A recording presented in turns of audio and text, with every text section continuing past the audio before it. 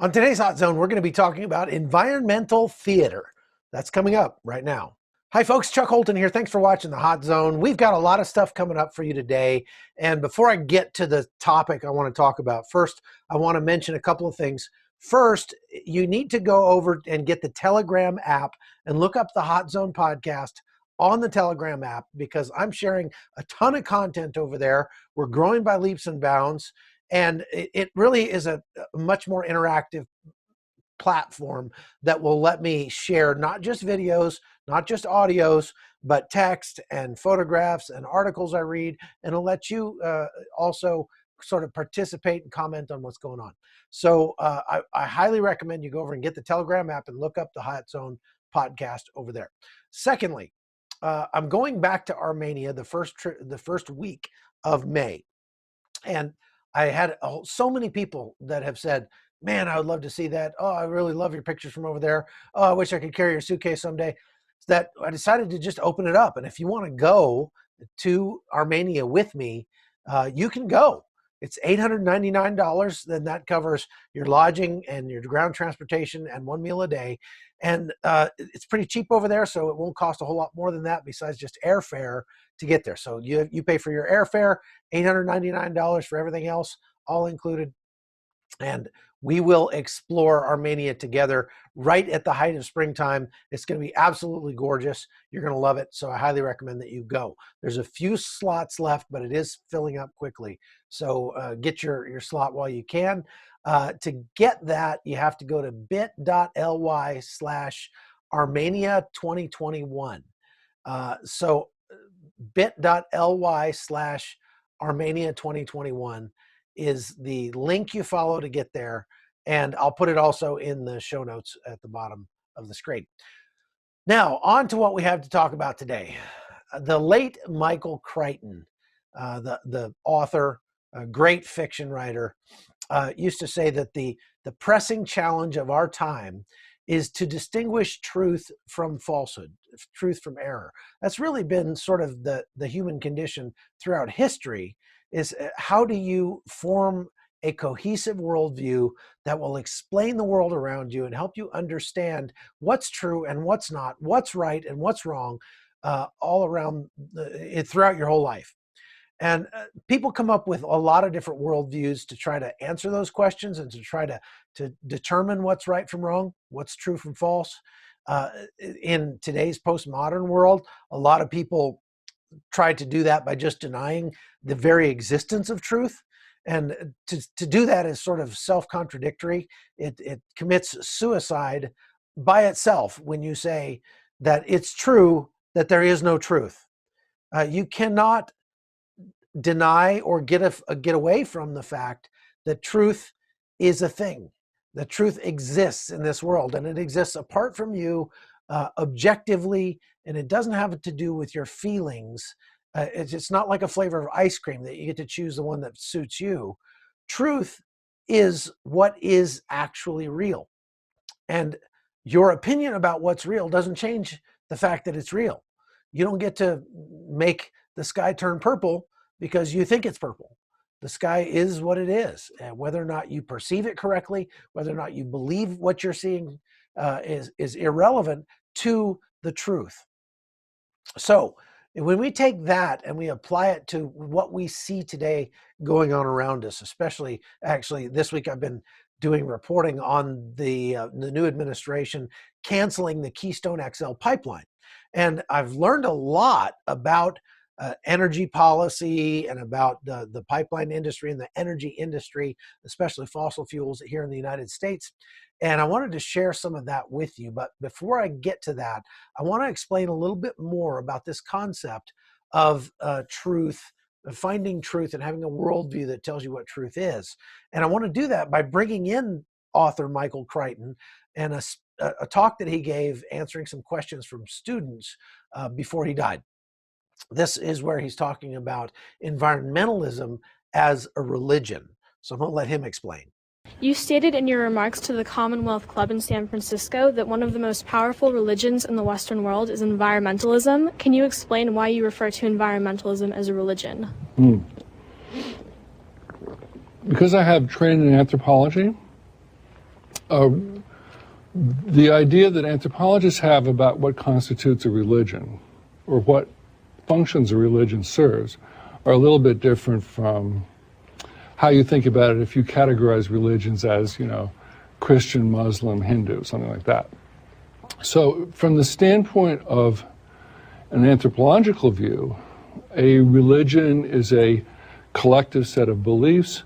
There is a leader or leaders who promote the beliefs among the followers. Followers make some kind of contribution or change in their lifestyle based on the religious belief.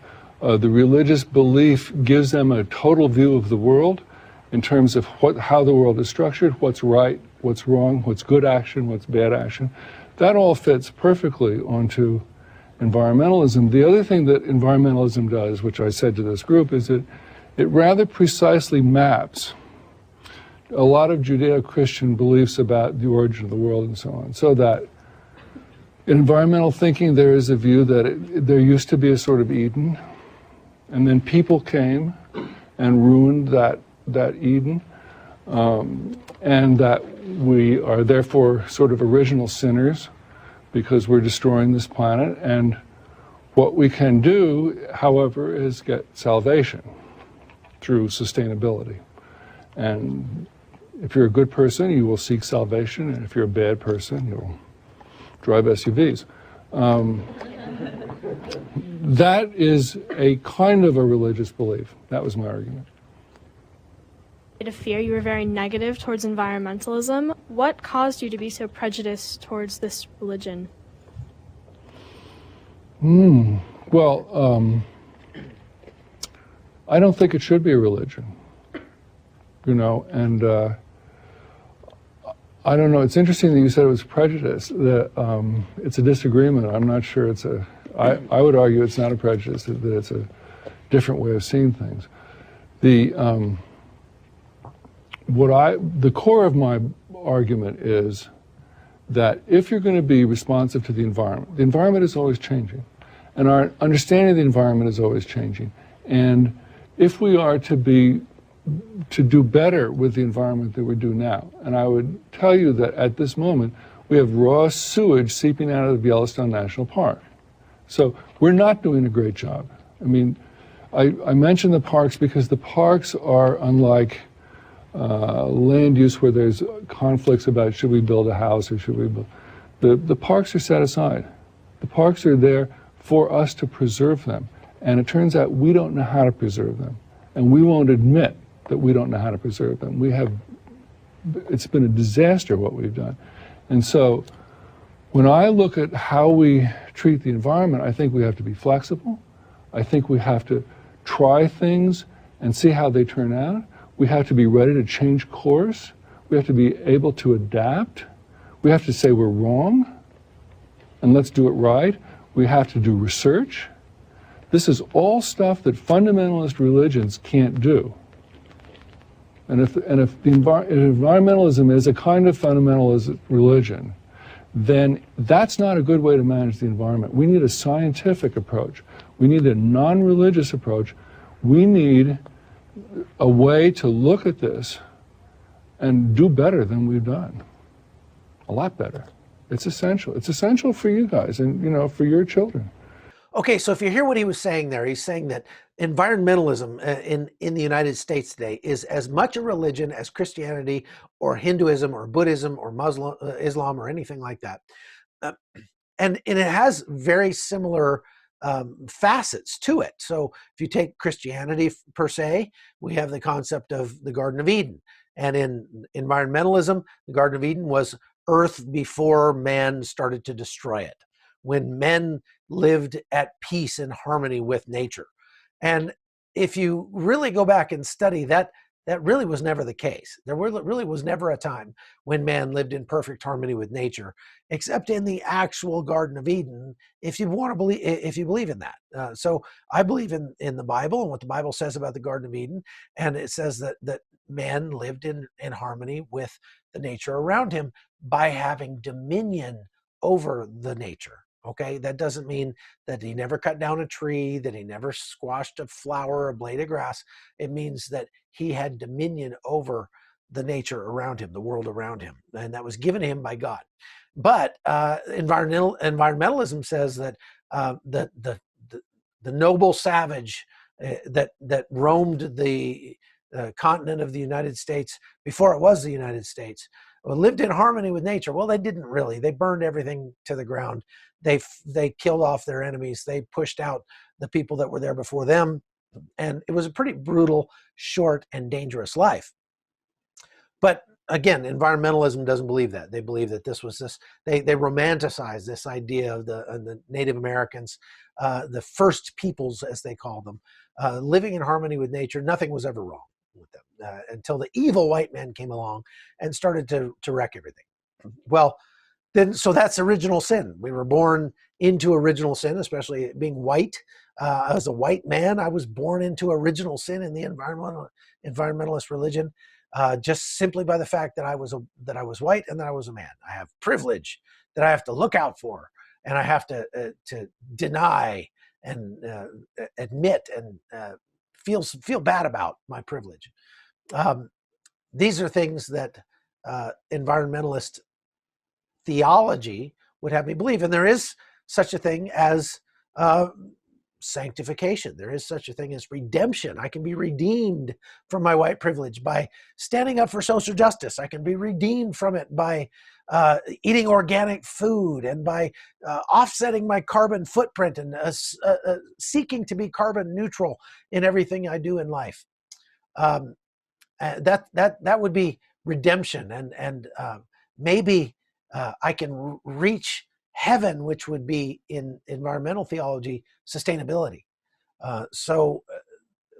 We see all these kinds of things. We even have high priests in the environmental religion. Al Gore and Alexandria Ocasio-Cortez are sort of high priests of this religion.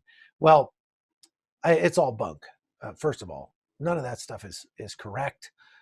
If you really were to do a unbiased, I'm not saying we shouldn't take care of the environment. Of course we should. God gave us dominion over the environment. That means he put us in charge of it. We're supposed to take care of the things God put us in charge of.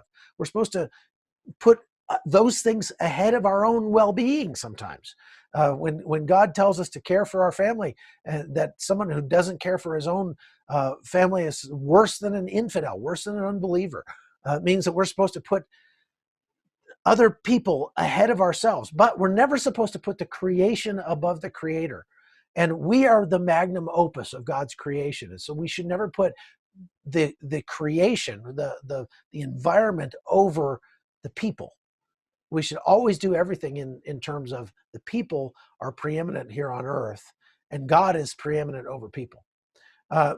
So suffice it to say that when we look at, I've been asking myself lately as I do this research into the canceling of the Keystone XL pipeline, that the fact that, okay, there are already millions of miles of pipeline around the world. There are hundreds of thousands of miles of pipeline here in the United States. There are dozens and dozens of pipeline projects right now under construction here in the United States. The Keystone XL is actually a replacement for a pipeline. The Keystone pipeline is already functioning. And the one that they're putting in, that they want to put in with the Keystone XL, would be much safer, much more modern, much more efficient, and carry a lot more energy.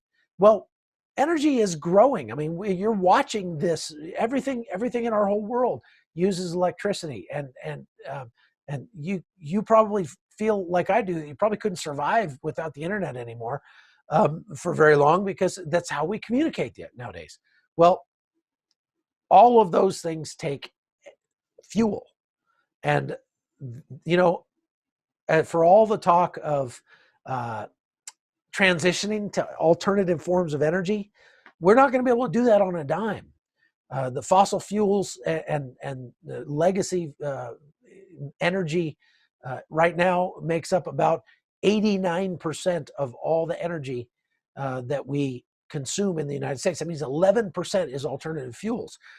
You're not going to just flip a switch and go 100%. You have to increase alternative fuels by over 900% to get rid of fossil fuels in America.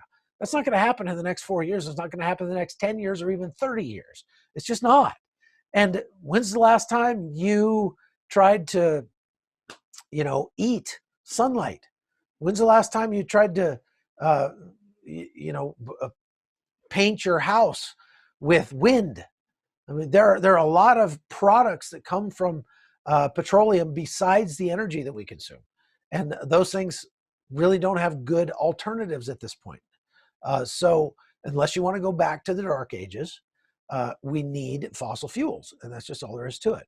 And when you look at wanting to make the environment cleaner, if you really cared about that, if you really cared about making the environment cleaner and safer, then you'd want pipelines everywhere, because pipelines are one of the cheapest, safest, most efficient ways to transport energy in the world, especially the technology we have today. That energy, that oil, that natural gas, whatever it is going to get to market. It has to, because the market's demand for it is growing. And if we don't send it to market in a pipeline, we have to send it to market some other way. So like a train or a boat or a barge or a truck, something like that. All of those things take orders of magnitude more carbon emissions or emit more carbon emissions than using a pipeline does. It's more expensive. It creates fewer jobs. Because the economy won't be able to grow as much. It's more dangerous. There's more likely to be spills and fires and explosions and things like that if you're transporting crude oil by truck than there is if you're putting it through a pipeline. So it leads me to wonder, why in God's name would President Biden make one of his first priorities canceling a big modern new pipeline that is, again, replacing an old pipeline that's already there? So it's not like it's a matter of, starting a whole new one all over again. It's replacing. Now, it is a shortcut. It makes it more efficient. But this is a pipeline. The Keystone XL pipeline is already partially in operation. They're only talking about finishing about 330 miles of it, I believe, that will go from like the Canadian border down to Nebraska or something like that. And the rest of it is already in place. So why are we putting all these American jobs out of business? And why are we shutting down this pipeline when we're just going to force that same oil, that same natural gas, or whatever, to go via other methods that are much more polluting? It doesn't make any sense at all unless you see environmentalism as a religion. Okay, you start, because when it's a religion, you can hold fast to your dogma, and you don't have to keep an open mind about science or facts or anything like that. Now, if they really cared about the environment, they would do exactly what they've been doing, and that's or what the Trump administration was doing, and that's pushing full speed ahead with pipelines and other methods like nuclear energy. If you really wanted to have very, very clean environment, we'd go to all nuclear energy, because nuclear energy is the cleanest energy out there. We're so far removed from Chernobyl. I've done reports about Chernobyl. I've been to Chernobyl a couple of times.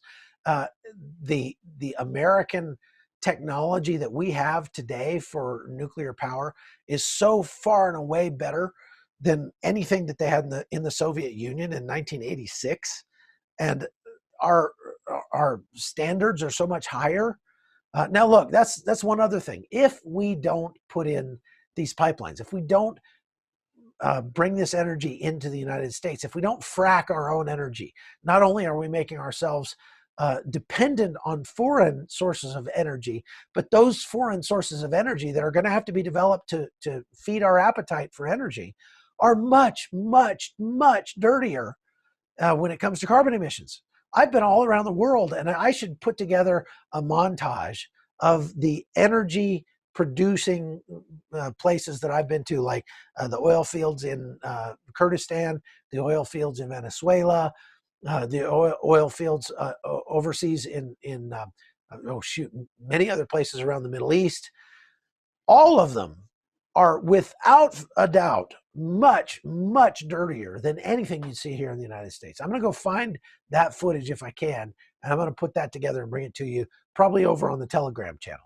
So I want to just end today's podcast by saying that over the next couple of podcasts, I'm going to be airing some interviews that I've done this week with people about this subject. I've interviewed pipeliners who have been laid off. I've interviewed farmers who will be adversely affected by the canceling of these pipelines. And I've interviewed politicians who are trying like heck to fight against this rampant abuse of the American people by the Biden administration and the people on the left. So stay tuned, because we got some really good stuff coming, and you're going to see some stuff over the next few podcasts that you're not going to see anywhere else. Okay, so stay tuned. We'll see you. I'm Chuck Holton, and this is the Hot Zone.